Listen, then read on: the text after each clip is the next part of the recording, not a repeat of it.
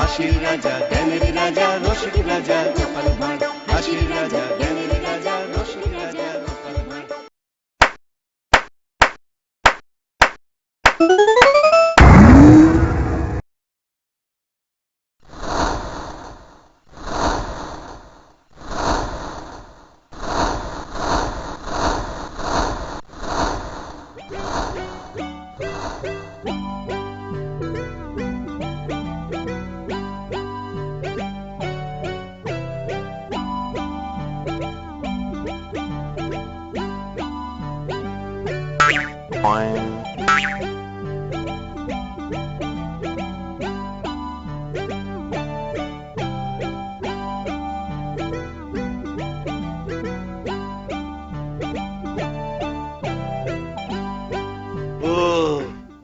উফ, চিন্তার ব্যাপার, চিন্তার ব্যাপার।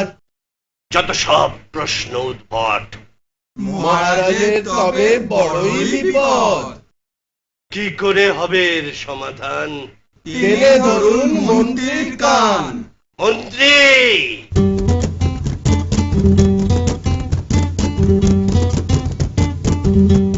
আচ্ছা মন্ত্রী, বলুন মহারাজ। আমার মাথায় কটা চুল বলতে পারো? কেন মহারাজ, উকুনের উপদ্রব? কবিরাজ কি ডাকি? আরে না না, তবে কি চুলে পাক ধরেছে? কলপ করার ব্যবস্থা করি। কবেট। মন্ত্রী, বলুন হুজুর। আমার আমার কটা মাথা বলতে পারো? পারি মহারাজ, একটা। থাকবে না, থাকবে না, আমার সাথে তোমাদের গুলোও যাবে। মহারাজ, আহ, যাও তো, বিরক্ত করো না। হুজুর, সমস্যাটা যদি? যাও যাও, আমাকে এখন কেউ বিরক্ত করো না।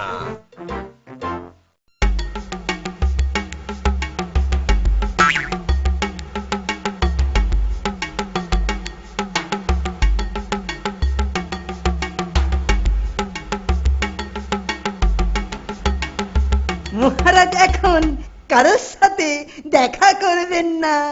কেন? ব্যাপারটা জানতে হয় দেখছি।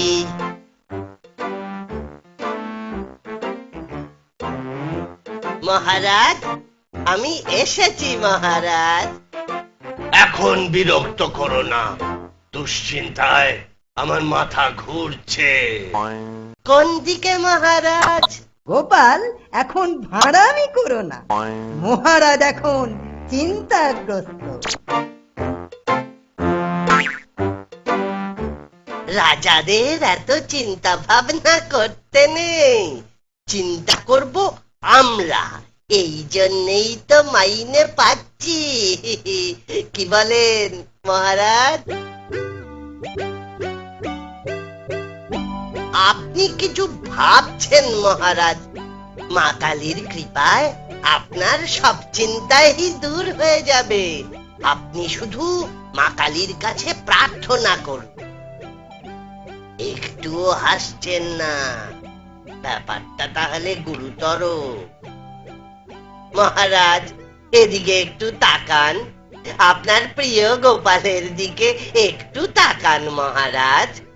আপনি যে আমাদের মা বাপ, আপনার চিন্তাটা একবার তো বলুন। হ্যাঁ, কি বলছো? তুমি এখানে কেন? এখন হাসি ঠাট্টার সময় নয়।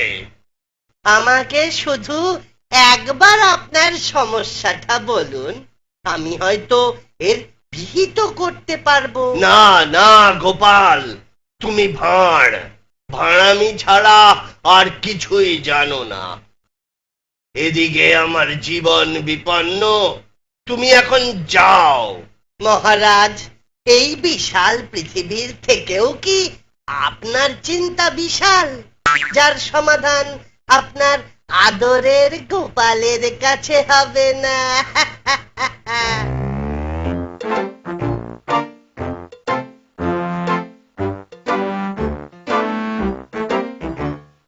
মহারাজ, ক্ষমা করবেন মহারাজ, আপনার স্নেহের গোপালের কিছু ভুল হয়ে গেছে, মাফ করুন। মহারাজ, কাঁদবেন না। আপনার কান্না দেখলে আমাদেরও কান্না পায়। আমার কাছে আপনার চিন্তাটা খোলসা করুন, দেখবেন সব সমাধান হয়ে যাবে। বেশ, তাহলে শোনো।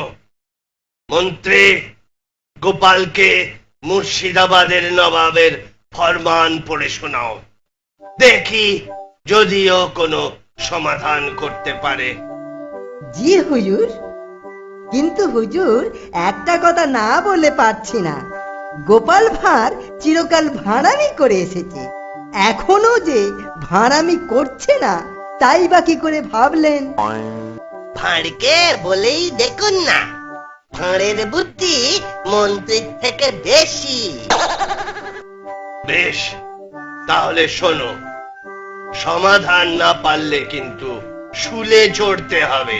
মহারাজ, আপনার জন্য একবার কেন 1000 বার শুলে চড়তেও প্রস্তুত আছি, কিন্তু সমাধান করতে পারলে যা চাইবে তাই পাবে। এবার শোনো, মুর্শিদাবাদের নবাব হুকুম পাঠিয়েছেন লোক পাঠাতে, যে মাপযোগ করে পৃথিবীর আয়তন তাকে বুঝিয়ে দেবে। বুঝেছ কিছু? ওহ, এই সামান্য ব্যাপার, এ তো বাচ্চার বায়না। তুমি কি বলতে চাইছো? চিন্তায় আমার মাথা খারাপ হয়ে যাচ্ছে। কাকে পাঠাবো? কে এই অসম্ভবকে সম্ভব করবে? কে সেই লোক? কেন, আমি তো আছি। আমি তাকে সমস্ত হিসাব নিকাশ বুঝিয়ে দেব। শুধু তাই নয়, আবার পুরস্কারও নিয়ে আসবো। গোপাল, এখন রসিকতার সময় নয়। আমার জীবন বিপন্ন। মহারাজ, আপনার সমস্যাটা বুঝতে পেরেছি, আর নবাবের ইচ্ছেটাও। এই কাজের ভার আমি নিলাম। আপনারা এখন নাকে সর্ষের তেল দিয়ে ঘুমিয়ে পড়ুন। কাজটা করতে না পারলে কিন্তু তোমার চাকরি যাবে, শুলে চড়তে হবে, সাথে আমার জীবনটাও যাবে। যাই হোক, এখন তোমার কি লাগবে বলো। মহারাজ, 25টা গরুর গাড়ি। মন্ত্রীকে বলুন তার ব্যবস্থা করতে। গরুর গাড়ি? তোমার কি মাথা খারাপ হলো? গরুর গাড়ি, তার সাথে রেশম আর কার্পাসের সুতো। ওই 25টা গরুর গাড়ি ভর্তি।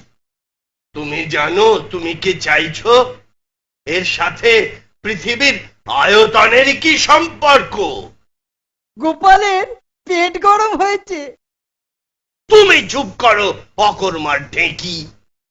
বলো গোপাল, বলো, এর সঙ্গে পৃথিবীর কি সম্পর্ক? সব ঠিক আছে, আপনি নিশ্চিন্ত থাকুন।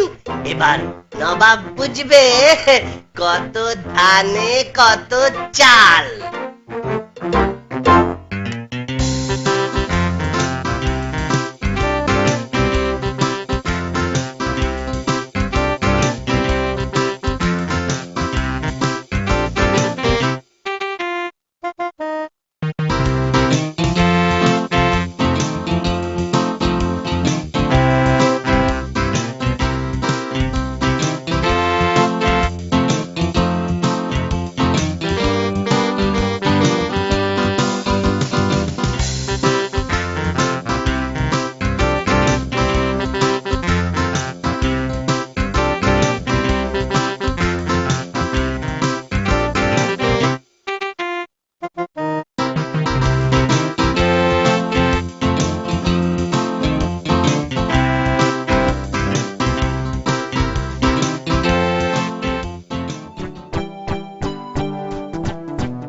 তোমরা এখানে অপেক্ষা করো, আমি নবাবের সাথে দেখা করে আসি।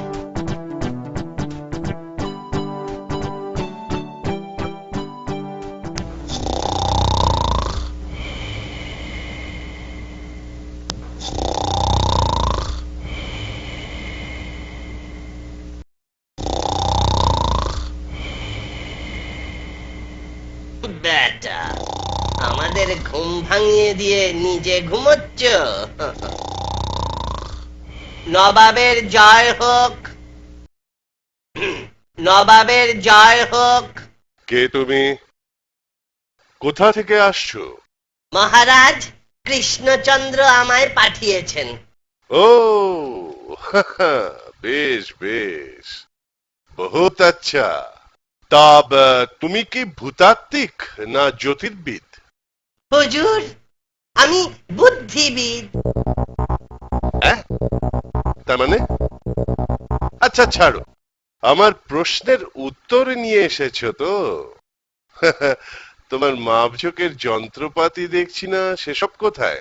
হুজুর, যদি একবার বাইরে আসেন তাহলে আপনাকে সব বুঝিয়ে দেব। বাইরে? বেশ, চলো দেখি।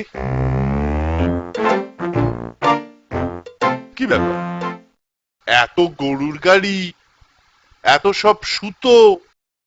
প্রথম 14টা গাড়িতে যে সুতো আছে তা হচ্ছে পৃথিবীর দৈর্ঘ্য জানার, আর বাকি 11টা গাড়ির সুতো তার প্রস্থ জানার। এটাই হচ্ছে নির্ভুল মাপ। কিন্তু কিন্তু যদি মাপটা নির্ভুল না হয়? আপনি মিলিয়ে দেখতে পারেন।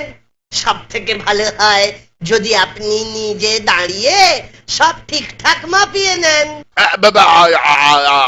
আমি আমি হুজুর, একটা গোলা সুতো হাতে করে দেখুন কত ভারী, আর লম্বাতেও মাপুন, তাহলেই ভাবুন এই 25 গাড়ির সুতো। ঠিক আছে ঠিক আছে, তুমি এবার যেতে পারো। কিন্তু হুজুর, এই কাজের জন্য আমার তো কিছু পুরস্কার প্রাপ্য, আর তাছাড়া সবাই আপনার দানের কত প্রশংসা করে। করে বুঝি? কে আছিস? ওকে এখনই 100 মোহর দিয়ে বিদায় কর। বলো বলো গোপাল, তুমি কি করে এই অসাধ্য সাধন করলে? বেশি কিছুই করিনি, আমি শুধু পৃথিবীর দৈর্ঘ্য আর প্রস্থটা বুঝিয়ে দিয়ে একবার মেপে দেখতে বলেছি। সাবাস সাবাস গোপাল, সাবাস, তোমার তুলনা নেই। আমি যদি নবাবের অন্ধকার মুখটা একবার দেখতে পেতাম। ঠিক দেখার মতো নয়, একে ঠকেছেন তাই 100 মোহরের শোক। তুমি নিজের তো বটেই, আমারও প্রাণ বাঁচালে। তোমার আরো 50 মোহর তোমায় আমি পুরস্কার দিচ্ছি। মহারাজের জীবনের দাম 50 মোহর। গোপাল, জয় হোক জয় হোক জয় হোক মহারাজের।